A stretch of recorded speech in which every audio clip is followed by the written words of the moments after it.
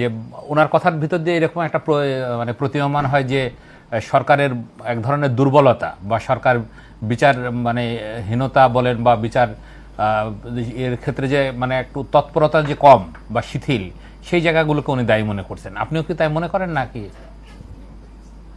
দেখেন, এবারের 24-এর যে গণ অভ্যুত্থান, জুলাই আগস্ট আন্দোলনের মধ্য দিয়ে ছাত্র জনতার সম্মিলিত প্রয়াসের মাধ্যমে তাদের রক্তের মধ্য দিয়ে আমরা ফ্যাসিস্ট মুক্ত বাংলাদেশ পেয়েছি।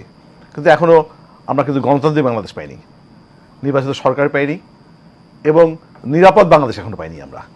এখন দেখেন, আমাদের স্বাধীনতার পর থেকে যে সরকারগুলো এসেছে আর কি, 72 থেকে শুরু করে সর্বশেষ এই সরকার পর্যন্ত, এই অন্তর্বর্তীকালীন সরকার পর্যন্ত, এটা মানে এত দুর্বল সরকার এখন অনেকেই বলা শুরু করেছে যে সকল ক্ষেত্রে এই সরকারের প্রতি কারো কোনো ভয় নেই।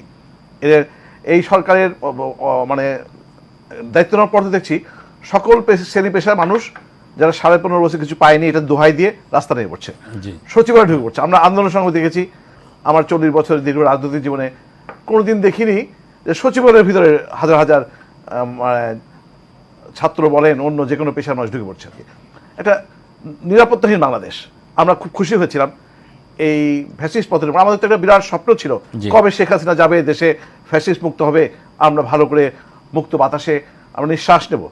সেটা হয়তো আমাদের কিছুটা আশা পূরণ হয়েছে, আমরা মুক্ত বাতাসে নিঃশ্বাস হয়েছে। আমি প্রায় সপ্তাহ 7 দিনই 5 দিন অফিসিয়াল ডের মধ্যে 3-4 দিন আমাকে কোর্টে থাকতে হতো।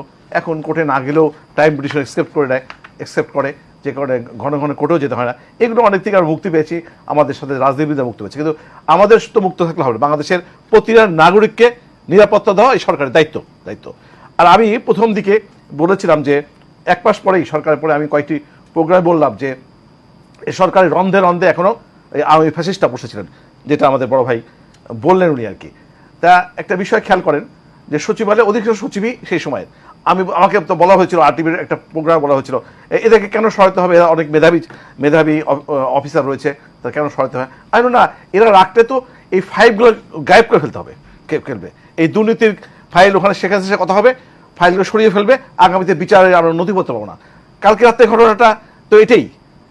বড় ভাই যেটা বললেন, যে হক সাহেব যেটা বললেন, যে তা আজকে আমরা মনে করছি পরিকল্পিতভাবে ফাইলে আগুন লাগানোর জন্য তারা এই করেছে। সেই ক্ষেত্রে আমার মনে হয় যে আমাদের এই নিরাপত্তাগুলো নিশ্চিত করা দরকার।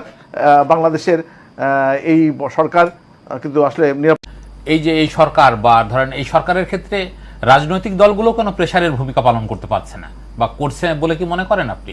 হ্যাঁ, রাজনৈতিক দলগুলো প্রথমত একদমই প্রেসার দেয়নি, এখনো কিছু কিছু বলা শুরু করেছে। প্রথম বললে তো বলতো যে আমরা বিরোধিতা শুরু করছি, মানে অবজারভেশনে রাখছিল এরকম। হ্যাঁ, অবজারভেশন অবশ্যই দেখা দরকার ছিল। 2-3 মাসে তো একটা সরকারকে মূল্যায়ন করা যায় আসলে। এখন 4 মাস 4.5 মাস হয়ে গেছে, এখন মূল্যায়ন করার সময় এসেছে। এখন আস্তে আস্তে আমাদের দলের পক্ষ থেকে এবং আরো অন্য গণতান্ত্রিক দলের পক্ষ থেকে দাবি করে তোলা হচ্ছে। যাই হোক, মানে মূল বিষয় হচ্ছে যে একটা দ্রব্যমূল্য নিয়ন্ত্রণ করতে পারছে না। একটু আগে আমার সহ-আলোচক বললো যে ডলারের দাম আগে হচ্ছে বেড়ে গেছে অন্য সকল ক্ষেত্রে। তো এই বিষয়গুলো আমি একটা ছোট্ট পরিসংখ্যান দিই যে আপনার এই ফ্যাসিস্ট সরকারের ধরেন 80 জন সচিব ছিল কম বেশি আর কি, এখান থেকে 60 জন সচিবকে এখন দে আর ওয়ার্কিং, তারা এখন কাজ করছে। কিন্তু তো এরা কিন্তু এই সরকারের পক্ষে কাজ করবে না। আবার যদি আপনি সামরিক বাহিনীর কথা বলেন, 55 জন ধরেন কম বেশি, উনি ভালো জানেন, যদি মেজর জেনারেল থাকে 5 জনকে অবসর 50 জন রয়ে গেছে, একটা থ্রেড রয়ে গেছে। আমরা অনেক সময় শুনি যে কোনো সময় আবার সামরিক সরকার আসবে, শেখ হাসিনা ওখান থেকে ওইভাবে নির্দেশ দেয়, যেহেতু এটাকে পরিষ্কার করা হয়নি। সে কমপক্ষে মানে এটার থেকে বাঁচানোর জন্য একটা 2-3 বছরের জন্য সামরিক সরকার আনতে পারলে সুবিধা। তাহলে কোথায় ক্যান্টনমেন্টের ভিতরে বাইরে বলা, আজকে 626 জন সামরিক হেফাজতে রাখা হয়েছে, বলা হলো যে বিভিন্ন রাজনীতিবিদদের রাখা হয়েছে এখানে। তো কই 5-7-10 জনের বাইরে তো কাউকে আর দেখা হলো না। তাদেরকে আবার পৃথিবীর বিভিন্ন দেশে, ইউরোপ, আমেরিকাতে, ইন্ডিয়াতে দেখা যাচ্ছে। তো এই সামরিক হেফাজতের মতো একদম কড়াকড়ি জায়গাতে সেখান থেকে সবাই উধাও হয়ে গেল, এখন আর বলছে না কোথায় গেল। তাহলে কোথায় মানে শস্যের মধ্যে ভূত রয়েছে সামরিক কর্মকর্তা, তারা আওয়ামী লীগের শেখ হাসিনা সব, শেখ মুজিবের সব পোষ্য পুত্র রয়ে গেছে। তাহলে আপনার এটা বুঝতে পারছি। আমরা একটু হক ভাইয়ের কাছে যেতে চাই। আমি এটি শেষ করি।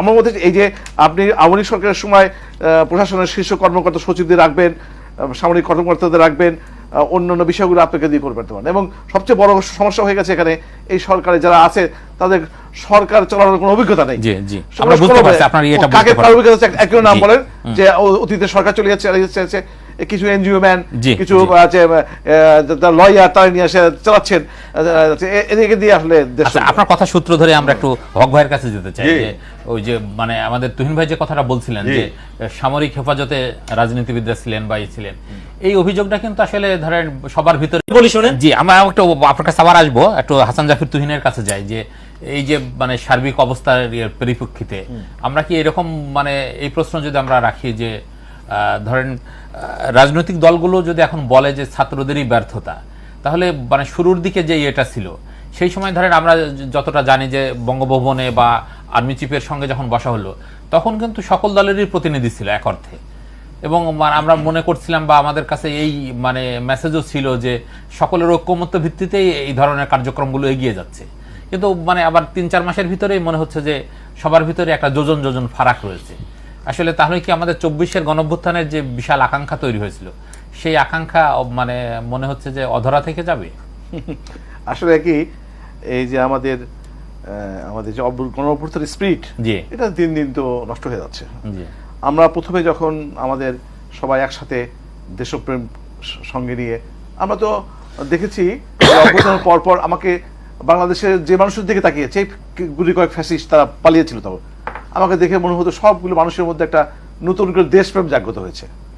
আমি আশান্বিত হওয়া শুরু করেছিলাম, ভালো কথা, আমাদের ইউনাইটেড লাগাবো আমরা।